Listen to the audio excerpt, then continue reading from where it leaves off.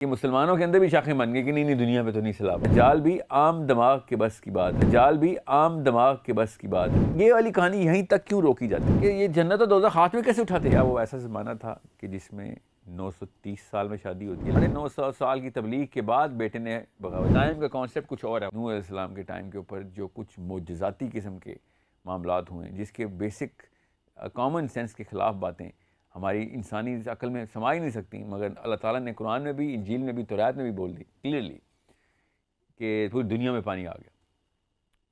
سوچیں تو صحیح، یہاں تک کہ عام دماغ اس کو ہضم نہیں کر سکا. اتنا یہ ایک ایب نارمل ایونٹ ہے کہ مسلمانوں کے اندر بھی شاخیں بن گئی کہ نہیں دنیا پہ تو نہیں سیلاب آ سکتا. حالانکہ تورات تفصیل بتا رہی ہے دنیا پہ سیلاب کی، ایتھیوپین بائبل، انجیل ساری. پھر اللہ تعالیٰ نے بھی سیلاب کی بات کی. اور دوسرا واقعہ جو بہت بڑا ہوا کہ نوح علیہ السلام نے سارے جانور اکٹھے کر لیے، ایک ایک جوڑا. یہ تو ہمیں پتہ ہے، اس بات کا سنا ہے آپ نے نا. آپ خود سوچیں کہ ایسی دنیا کی کون سی کشتی ہے جس میں دنیا کے جانور اکٹھے ہو سکتے ہیں؟ ہماری کامن سینس کے خلاف بات ہے. سو یا تو کشتی بہت ہی بڑی ہے، یا پھر دنیا کے سارے جانور اکٹھے نہیں ہوئے، یا پھر یہ دونوں تو ہوئے ہیں مگر وہ طریقہ کار بالکل فرق ہے جس طریقہ کار سے ہم نے اگر جانور اکٹھے کرنے ہو تو. اب جانور اکٹھے کرنے کا تو قرآن کی ڈائریکٹ آیت ہے، اس پہ تو ڈینائی نہیں ہو سکتا. اس کے اوپر لیکن اس کی توجیحات یہ نکالی جاتی ہیں اور تعویلات یہ کی جاتی ہیں کہ جو دماغ نہیں سما سکتا اس پورے علم کو یا اس پوری نالج کو یا اس انفارمیشن کو بھی، وہ کیا کہتا ہے کہ نہیں سارے جانور نہیں ہیں. تو نوح علیہ السلام نے جو بھی جانور تھے اس علاقے کے وہ اکٹھے کر کے جتنے بھی 8-10 جوڑے تھے وہ کشتی میں ڈال دی. اور کتنے جانور ڈال سکتے ہیں؟ کیونکہ عام دماغ کے بس کی بات نہیں ہے. غور سے سمجھیے گا، دجال بھی عام دماغ کے بس کی بات نہیں ہے. بس یہ یاد رکھیے گا. یہاں پہ مقصد دجال ہے، یہاں پہ اینڈ آف ٹائم ہے، آخری زمانہ ہے. اور کہانی نوح علیہ السلام سے شروع کرنی پڑتی ہے ہر دفعہ. اور ہم نے آج تک اسلامک لٹریچر میں آپ نے کبھی کسی اسکالر کو سنا ہے کہ نوح علیہ السلام سے کھینچے کہانی؟ No, because there has to be a very scientific angle to look at this. اور خود انجیل گواہی دے رہی ہے. میں کون سی سائنس کے، آئنسٹائن نے تو نہیں لکھی نا انجیل. انجیل نے جب گواہی دی ہے کہ دجال کا ٹائم نوح علیہ السلام کا ٹائم کا ری پلے ہے. ابھی میں بتاتا ہوں کیسے ری پلے. سو دجال کیا کرے گا؟ دائیں ہاتھ میں جنت اور بائیں ہاتھ میں دوزخ لے کے پھر رہا ہوگا. اور نبی اسلام نے شاہ فرمایا کہ اس کی جنت جو ہے نا وہ دوزخ ہے اصل میں، اور جو اس کی دوزخ ہے وہ جنت ہے. اور تب جب تمہیں وہ کہیں نہ کہ میں نے تمہیں دوزخ میں ڈال دینا، اور تو لپک کی چھلانگ لگا دو دوزخ میں، تم اللہ کی جنت میں ہی پہنچو گے. اور جو اس کی جنت ہے اس میں جو لوگ چھلانگ لگائیں گے وہ دوزخ میں ہی جائیں گے. اب یہ والی کہانی یہیں تک کیوں روکی جاتی ہے؟ کوئی بھی ایک مسلمان یہ کیوں نہیں پوچھتا کہ اماں ابا سے یا مولوی صاحب سے، پروفیسر سے یا اپنے بڑوں سے کہ یہ جنت اور دوزخ ہاتھ میں کیسے اٹھاتے ہیں؟ ایسا کیا معاملہ ہے جو ان کے ذہن میں، کون سی تصویر؟ آپ بتائیں، آپ کے ذہن میں کیا تصویر بنتی ہے کہ جنت اور دوزخ اٹھائی ہوئے چال لیں؟ کوئی خاص نہیں بنتی، وہی سمبولک ذہن چلا جاتا ہے کہ شاید کہ اس نے اصلی کوئی ایک علاقہ تیار کیا ہوگا، وہ جو قادیانیوں نے ربہ تیار کیا ہوا تھا، ادھر جنت ہوگی، اور دوسری طرف روڈ کے اس طرف دوزخ تیار کی ہوئی تھی اور ہر سینٹر میں کھڑا ہوتا ہے. یہ تو نہیں تصویر بنتی نا کسی کی. اس نے پوری دنیا میں جانا ہے. اور نبی السلام نے اس کے ہاتھ کا بتایا، اس کے دائیں ہاتھ میں جنت لے کے پھر رہا، آگ کا دریا ہوگا. اور جو بھی بائیں ہاتھ میں مکس کر رہا ہوں، جو ایک ہاتھ میں داغ کا دریا ہوگا اور ایک ہاتھ میں جو ریگولر دریا ہوتا ہے پانی کا. لوگ پانی کے دریا میں چھلانگ لگائیں گے پیاس بجھانے کو، آگ میں چلے جائیں گے، کیونکہ جنت ہی ہے نا. اور جو اس نے دوزخ دکھائی آگ کا دریا، وہ اصل میں جنت ہے. تو آگ کا دریا حدیث ہے، ہاتھ میں کیسے آتا ہے؟ یہ بہت غور طلب بات ہے سمجھنے کے لیے.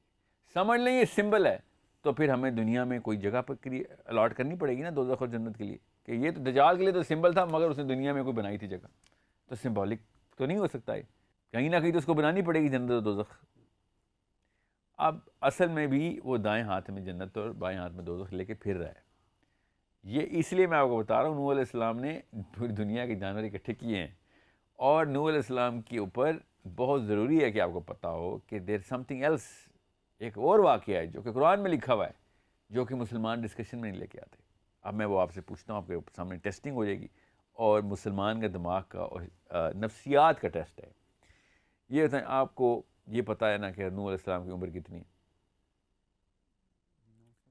نو، یہ کسی کو بھی نہیں پتا کہ نوح علیہ السلام کی عمر کتنی. بس قرآن میں یہ آیت ہے کہ انہوں نے 950 سال تبلیغ کی. تو 950 سال سے لمبی عمر ہے ان کی. ٹھیک ہے. اور یہ بھی میں بتا کہ نوح علیہ السلام کے 3 بیٹے تھے, زیادہ بیٹے تھے مگر 3 جو تھے وہ بچ گئے تھے. چوتھا بیٹا پہاڑ پہ چڑھ گیا تھا کہ میں نے تو نہیں آنا آپ کی کشتی میں. ٹھیک ہے, بیوی اور ان کا بیٹا کشتی میں نہیں آئے. پتہ نا آپ کو اس بات کا؟ بیٹا تھا یا پوتا تھا, پوتا تھا یا اس کا بھی پوتا تھا, پوتا تھا اس کا بھی سکڑ پوتا تھا, نہیں بیٹا تھا نا, یہ ہم سب کو پتہ ہے, قرآن نے بتایا اس لیے پتہ ہے. آپ یہ بتائیں کیا وہ ایسا زمانہ تھا کہ جس میں 930 سال میں شادی ہوتی ہے لڑکے کی؟ ایسا زمانہ تو نہیں تھا. ہر بندے کی اپنی ٹائم پہ شادی, بلکہ اس ٹائم پہ تو زیادہ جلدی شادی ہوتی تھی. ہم نے تو پھر ڈیلے کر دی ہے, 20-22 سال کے لڑکے کے بچے ہوتے تھے.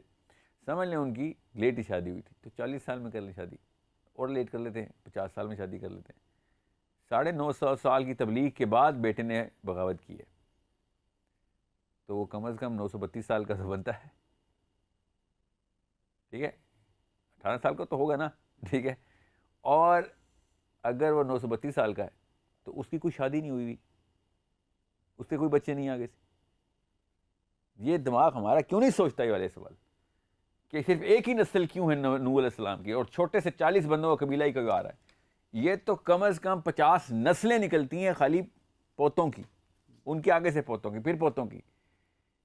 ایک قبیلے ایک نسل کے اوپر چھوڑیں, ابھی ہاریزونٹل اسٹریچ چھوڑیں, ورٹیکل اسٹریچ ہی 950 سال کی تبلیغ میں 54 نسلیں نکلتی ہیں. اگر 30 سال میں ایک بندہ شادی کرتا ہے اور اس کا بچہ پیدا ہوتا ہے, پھر وہ 30 سال کا ہوتا ہے بچہ, پھر وہ شادی کرتا ہے, پھر اس کا بچہ, 54 جنریشنز لینئر ورٹیکل آتی ہے. یہ والی بات کیوں نہیں سوچتا مسلمان کہ نوح علیہ السلام نے 950 سال تبلیغ کی اور ایک ہی نسل کے بیٹے ہیں؟ اس کا مطلب ہے ٹائم کا کانسیپٹ کچھ اور ہے اس وقت. اور ٹائم کا کانسیپٹ کچھ اور ہونا اس لیے بھی ضروری ہے بیکاز یہ والی ڈیمینشن جس میں ہم ٹائم دیکھ رہے ہیں, اس ڈیمینشن کے اندر یہ سارا معاملہ نہیں ہو رہا.